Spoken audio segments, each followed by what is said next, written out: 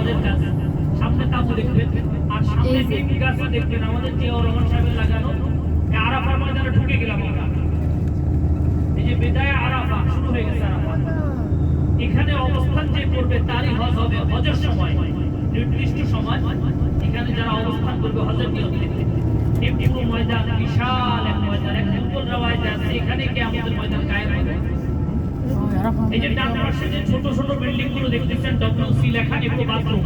আরাফার ময়দানে হাজিরা ব্যবহার করে ওয়াশরুম বাথরুম এগুলো। এই যে ডান পাশে পুরো ময়দানে আছে এগুলো।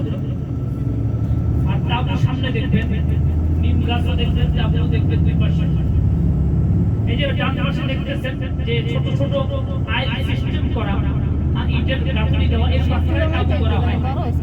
কি আপু? হ্যাঁ আমি রামুর একটা ব্যবস্থা করতে পারতাম, রামুর কদিন শক্তি লাগে না। এই যে দুই পাশে দেখেন তাবু করা শুরু হয়ে গেছে, লোহার তাবু। এগুলো এসি তাবু থাকে, প্রত্যেকটা তাবু এসি থাকে। হাজিরা কোনো কষ্ট অনুভব করে না, চলতে সরকার এই ব্যবস্থা করে। এই যে দুই পাশে আরাফা, আমাদের দুই পাশে আরাফার ময়দান। খেয়াল করেন, আল্লাহ তুমি হাজিদেরকে এই ময়দানে হজ করার তৌফিক দাও। জি দেখেন আমাদের দুই পাশে আরাফার ময়দান। হলুদ যে সাইনবোর্ড গুলো দেখতেছেন এগুলোই আরাফার ময়দানের সাইনবোর্ড দেখার। আমাদের ডান পাশে মিনারা দেখেন অনেকগুলো, এটাই মসজিদের নাম।